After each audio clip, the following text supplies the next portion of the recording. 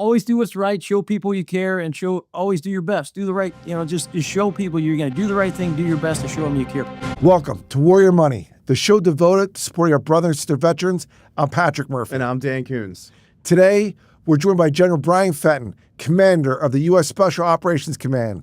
General Fenton leads America's most elite forces, but his mission today is one every veteran can connect with, helping our brothers' service transition successfully and showing the value they bring to every community they'll join after their military service. We're going to talk about the skills veterans carry with them, how SOCOM supports transition, and why hiring a veteran is one of the best decisions a company or a community can make. So let's get after it. General Fenton, welcome to Warrior Money.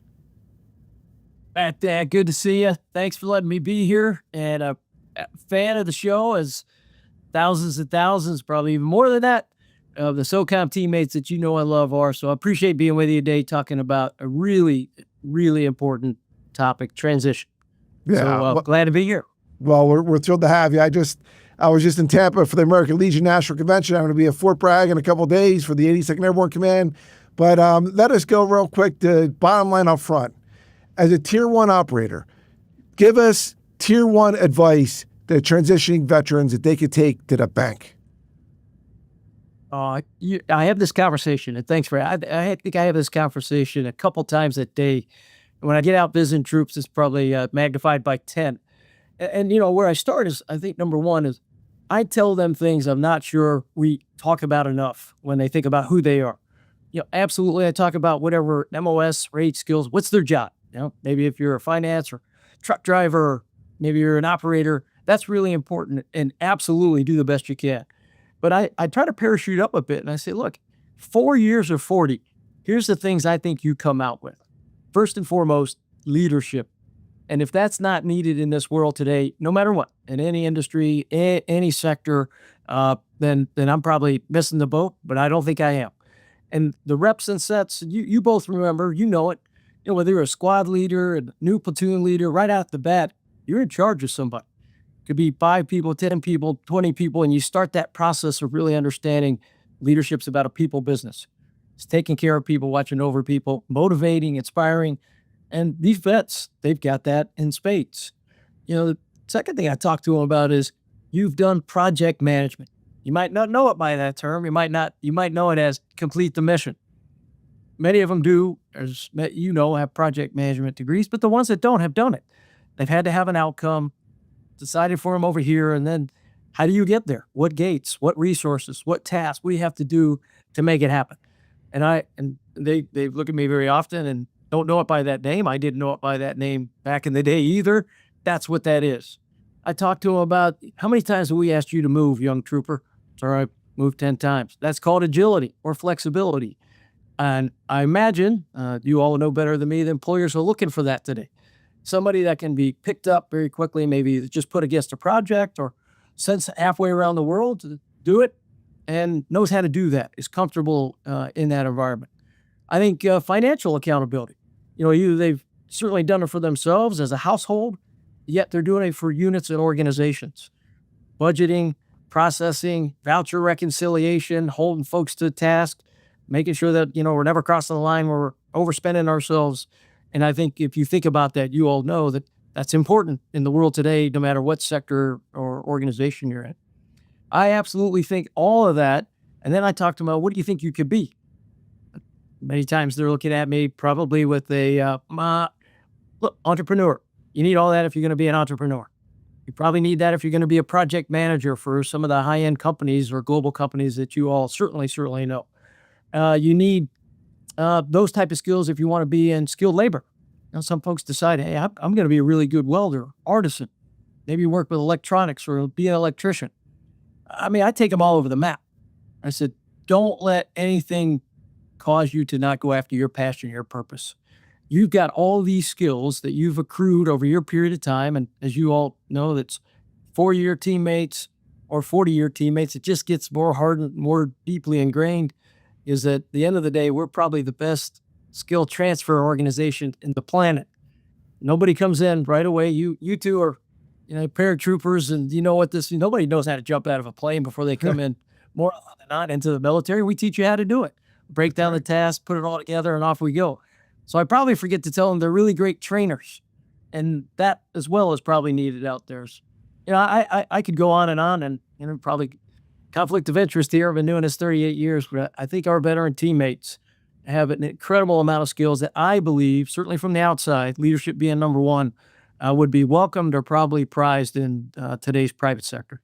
Yeah, you talked a lot about all the different jobs, and there's in the world that we live in, dual use DoD technology, like the world that we're living in now is a very, very loud noise, very, very loud signal, right?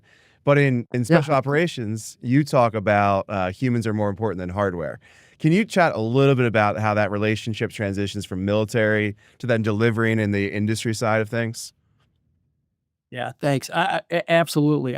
I'll parachute up a bit. When I talk to our teammates, and humans more important than hardware as a long-held special operations motto, we've really put that into play, what we call our first special operations truth, because that is the first soft truth. Humans more important than hardware. And the way we get after it in terms of transition is we hold a quarterly session where we bring all of our command teams. So you would imagine all the outstations, or in corporate America, all the business units that might be across the globe at our level, 05 command. So think lieutenant colonel and command sergeant major. And we bring them up and we have discussions just like this. They're buried in operations each and every day, yet at some point, that bus is going to stop for all of us, and we're going to get out, and we're going to be in the private sector. That private sector may be local government. Hopefully, they're doing great stuff at all levels, schools, academia, in industry. They may be an entrepreneur. They may do all kind of things. And we focus on it in one day that we call the first soft truth. And transition has been, I would call it, at top of the hit parade. Folks are interested. What is out there? And the way we think about it in that term is our teammates, and you all know this, at what we call the deck plate, at the factory room floor, go to Gemba kind of speed. Our leaders know those teammates inherently. They know their troopers. They know their families. We, on the other hand, at SOCOM, we've got the resources. And we really think about how we marry that up in these first soft truth events. They've not all been on transition. We take on hard topics. Suicide prevention, really important, certainly remit for us and all veterans, and certainly society. We talked about behavioral health. We talked about quite a few things. But in transition, the job really is to marry up these resources that are aplenty in not only in the government and in SOCOM, but really across the depth and breadth. If you think Chamber of Commerce, industry, you name it. Yeah. So we bring that together in those, and then we tell them, here's what's available, and don't forget about the families. Yeah. So family transition is part of the business, because for a long time, I think you all know, we've seen it. Service members have been the coin of the realm. They are, but now we're wrapping the families around. Yeah, and as we say in Army, you bring 120,000 Gen Zers in a year, but you might recruit the soldier, but you're going to also recruit the family. That's how they're going to reenlist, if they like it or not. Hey, I will tell you at SOCOM, whether it was you or even back in the Tony Thomas years, the H2F program, the health and holistic fitness, where it's the whole picture of the human being, the well-being of your men and women, these incredible operators and their family members, getting the resources to live that purpose-driven life. How important was it for you as a leader to make sure that you're answering a call to give them the resources? Oh, I'd call it a sacred obligation. If I get, a critical part of what we had to do every single day. And, I think the way we talk about it first and foremost is Special Operations Command is a performance-driven and based organization. We've got to perform. Our military does, but in particular, as I bring it down to SOCOM, we absolutely do. And that human performance program gets 5 pillars. The first one is physicality. So we think about nutrition, we think about sleep, we think about exercise approach to science-based approach to exercise. We think about behavioral health, really, really important. Cognitive enhancement, third pillar. Social, that's where we bring the family in, and we make sure, you just said, Pat, this is a family journey. The government gets a really good deal. They get one service member for the price of one service member, but they get the whole family. The whole family serves. And we want to make sure that we wrap this around them. And the very last one is spiritual. this idea of something bigger than yourself. It's not a certain religion or a certain, it's just, is there something out there that us as humans can hold on to when everything else is shifting all around us? And I think we've put a lot of money, we're blessed that Congress apportioned the money against these programs because they matter. They make you a better leader, they make you a better operator, they make you a better teammate at whatever your job rate, skill, and frankly, they make you a better person even after, if we continue it right, they leave our service. And we really talk about soft for life. How do we make that transition where we know that there's a transference of not only the operational skills, the leadership skills, but how to take care of yourself through the lens of that human performance program so they go out there and do great things just like you two. During the community transition from service into the life that you're living post-service, because we're all going to hang it up at some point, right? I think that's what we're trying to capture there. Yeah, no doubt about it. That's right. Yeah. What have you seen as far as the traits that the great leaders that you've been around? I know the three of us are together. We were with a great American named Blake Hall, right? Who was a scout platoon leader with the Ranger Regiment, left obviously that phenomenal unit to go to Harvard Business School, started what was then called Troop Swap, pivoted to Troop ID, now called ID Me. But when you see people like Blake Hall and other great young leaders succeed in the private sector, what are some of the traits that you've seen them continue to harness? Yeah. First, if I could, I think the ones that do it successfully follow a roadmap. And that roadmap is, especially in SOCOM, it starts with a service roadmap because in SOCOM, we've got Army, Navy, Air Force, Marines, and now Space Guardians. And all the services have a transition program. Some are by rank and some are by a certain amount of weeks, but they really get to the heart of helping somebody start that preparation. What's your purpose? What do you think you want to continue to do as you depart the service? Let us get you prepared. Here's resume writing. Here's some things on LinkedIn. Here's how an elevator pitch ought to go. Here's how to get your military documents ready. I think that's a really important trait that of folks who take that time, that helps them transition. And then we're blessed over the last decade plus, that all the services have a SkillBridge program where somebody might believe that there's an opportunity they like to pursue in a certain industry that's signed up in the DoD catalog to try their hand at whatever that job, rate, skill, or specialty is that they may want to do on the outside. It's a great, my call, great test ride. Yeah. You ready? Is this what you want to do? And if it matches, very often they get hired. I think we talk about it. Like Pat. I was going to say, we talk about it. I was just talking to the Hershey Corporation, how it's free chicken, right? It's a tryout. Hey, hire these great young Americans for 2-3 months. They're still on the Department of Defense payroll, but you give them a chance in corporate America to show that they are, a talent, a civic asset in your formations, in your corporate team. And then you don't have to hire them. But if they do a good job, it's kind of like the gentleman's agreement that, hey, we'll give them a shot if they continue the march. I agree. And, maybe my phrase is, it's hard not to fall in love with them once you get them inside your formation. That works too. Yeah. That works too. Hey, General Fenton, we're going to take a quick break. Is that okay? We're going to take a quick break. We'll be right back with you. So more on Warrior Money with General Fenton right when we come back.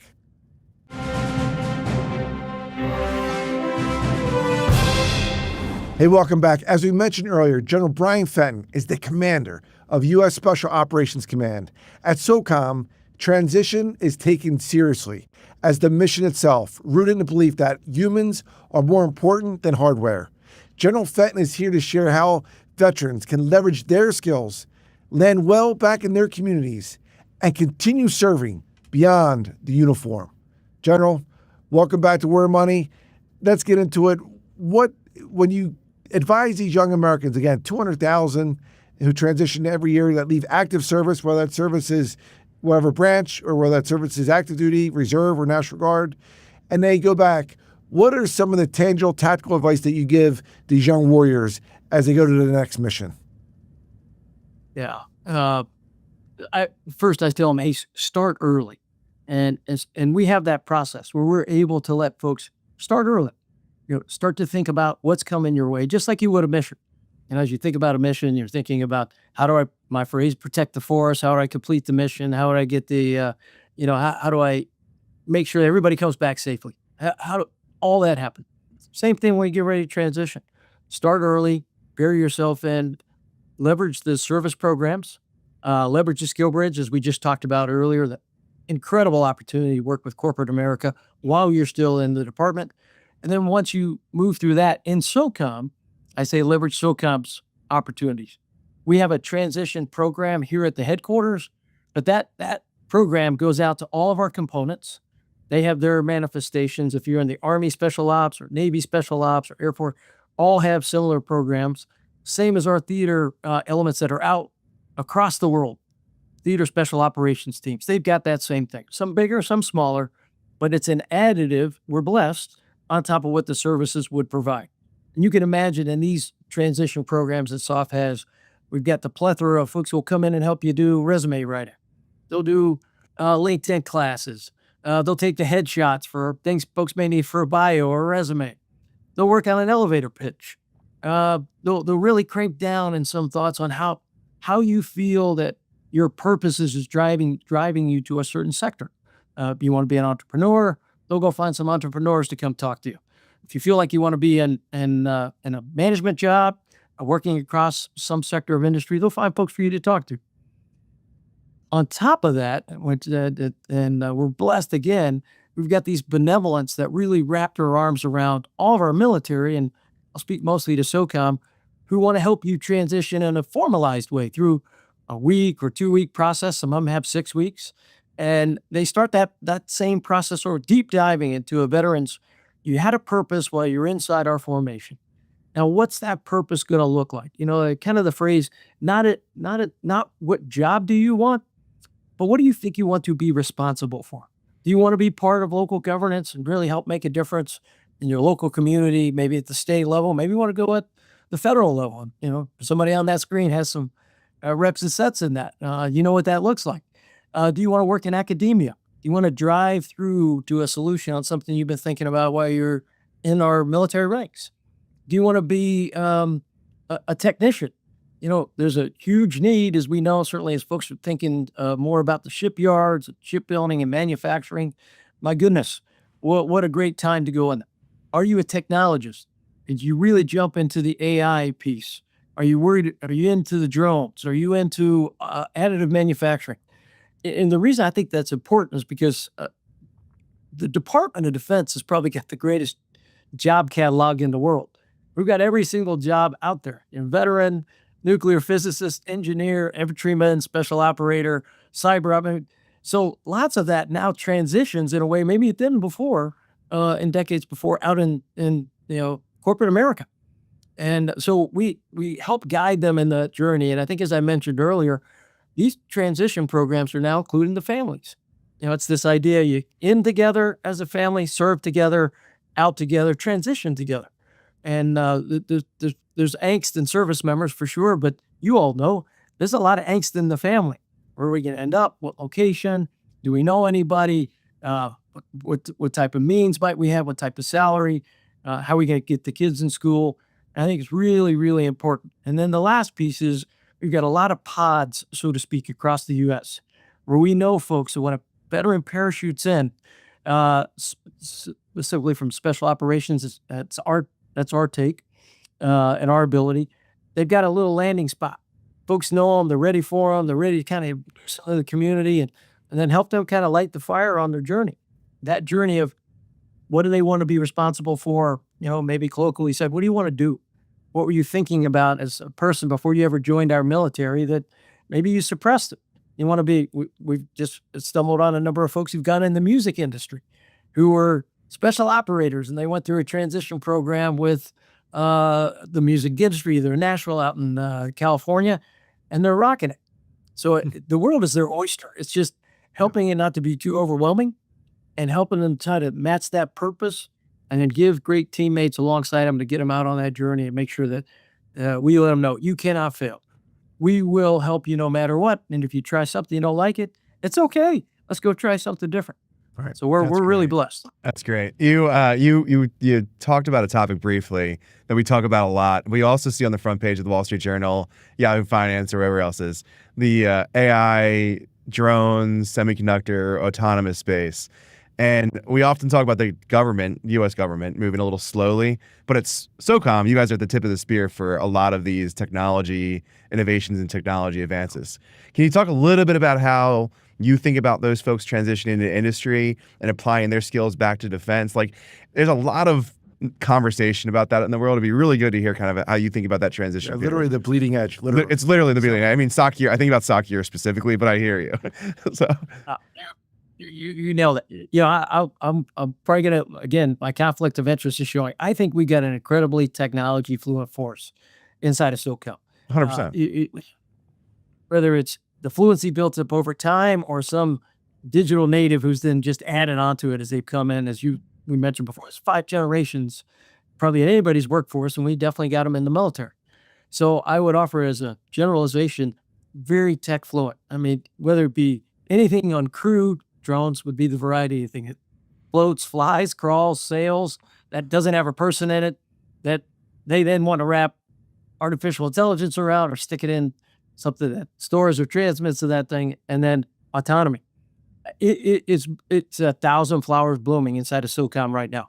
And I think our teammates that are at the leading edge of that would be an incredible find for industry, which I spend every day trying to make sure folks stay with us as long as they can. Yeah. When they go out, all I say is, hey, please, on the outside, help your military continue to ascend in that arena.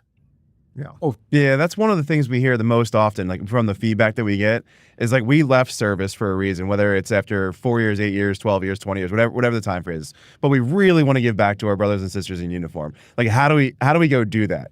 That becomes a lot of the question. And oftentimes it's looking like technology these days. Like, it's like, how do I apply what I knew as an operator and how do I bring that back to the that really becomes a question that they think through quite a bit.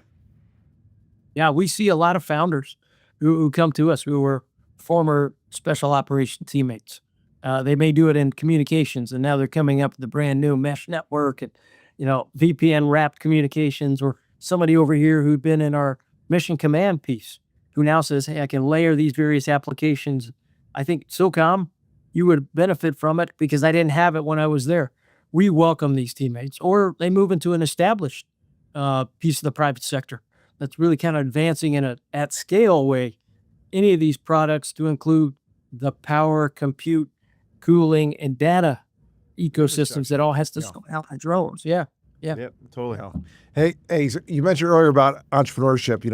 When we look at the majority of small businesses will fail, actually, right? So after 5 years, the majority won't make it, won't be there. But veterans actually have a more higher chance to succeed as entrepreneurs, or what we like to say, vetrepreneurs. Why do you think that's the case? Is it because they're risk takers, because the fortune favors the bold? Why do you think that is from your perspective? Yes to both of those, but I'll give you a little vignette. I was doing some recruiting for Army Recruiting Command in Chicago. As I said, between recruiting events, I went to get something to eat, and I went into this establishment, and young man, I'm in uniform because I'm coming from a official event, walks up and says, can I help you, sir? I knew right away this was a vet. I just could tell by the response, the posture, everything. I said, no, I'm just here to get whatever the fare was. I sat down. He comes to sit next to me, tells me he owns this franchise. I said, do tell. Let me dig in and tell me who you are. Lance Corporal, Island Marine Corps, decided to get out, ends up going to business school, and then at some point in his MBA project decides that he wants to run a franchise. Puts everything he has on his credit card, like a lot of money, to get into this. Risk taker, right? Not a gambler, but a risk taker, because he knew he was going to make it work. He gets the franchise, and he just laid out almost what, I mentioned before, all those traits. Sir, I'm in here first. I leave last. I show my employees I'll do everything they're going to do and more. I know how to run a schedule because I used to run a Marine fire team. I know how to make sure people are accountable. I have vision. I know where we want to go in the future, and that's not the here and now. And I can actually make it clear for my employee. This guy he was the recruiting pitch, I think in many ways we're looking for. Because he said, I got that in my military service. Yes, I was a Lance Corporal, Infantry, Marine, but here are the strategic things I came out with. Leadership, accountability. Follow the 3 rules that when I was at Notre Dame, probably a school nobody's heard of. Lou Holtz used to say, Definitely not for 3 football. Always do what's right, show people you care, and always do your best. Do the right, just show people you're going to do the right thing, do your best, and show them you care. Yeah. This guy had it in awesome. spades. That wasn't the only one, and I won't sell it. 2 days later, I go to another place, another restaurant owned by a vet, and he's laying out all those same pieces. And I'm like, I know why you're going to make it. Yep. You're a grinder, and you can pop up and have vision. You can hire, you can fire, you can do all those things that I would offer that I would imagine companies need today. Yeah, we on our show, we had the largest public affairs company in the world is Edelman, and Edelman is named after a World War II veteran, and people don't even know that. And, Dan and I are passionate. As you know, we're venture capitalists. We have other businesses together. But, when you look at the World War II generation, half those veterans start their own small business, created iconic global brands like Nike, Bill Bowerman, 10th Mountain Division, Silver Star, track coach for Phil Knight, another Army veteran, right? So Comcast, Walmart, largest retailer in the world. And then, Vietnam, Fred Smith, Marine, FedEx. So I get excited, though. Our generation, though, here in this call, it's less than 5% of Iraq, Afghanistan veterans, the post-9/11 veteran, that start their own small business. So I'm really excited. We're really excited about the next chapter of Vetrepreneurs. Can I, real quick on a question, though? You mentioned Notre Dame. I have to mention I went to King's College, another Holy Cross school. How important was faith in your life, in uniform and outside? Yeah, hugely important. I probably can't really put a metric on it big enough. And just made particular to the Fenton family, way I was raised. Grandparents came over from Ireland, a very faith-based, immigrant community that settled and transferred that to immediate family, grandkids, you name it. So I think a really big deal. And I think what folks know who know Notre Dame is it's not about one religion. In and of itself, it's about a faith-based community of all religions that looks toward a life of service. Pretty similar to what we do in our military, right? Serve any way you can. You all both, know this, we serve in uniform. That's just one way, multiple ways to serve. But I think those two are pretty, they were pretty large pieces of connective tissue in my life. Yeah. Well, sir, my mother was a Catholic nun. She left. I will always be disappointed because I'm not a parish priest. Even though I was the altar boy of the year in 1987 at St. Anthony's. But I also think it's about culture. And you talked about it earlier about, something bigger than yourself. When I was in the Pentagon, I think, I had Tom Mendoza from the Mendoza Business School talk to our men and women about culture and how important that is. Sir, you've lived that your whole life in spades. You're doing it now at SOCOM, but you've did it in every airborne unit and other unit that you served in. Thank you so much for joining us on Warrior Money.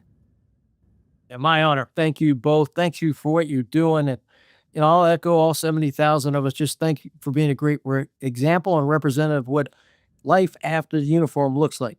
And keep doing what you're doing, please. We need you.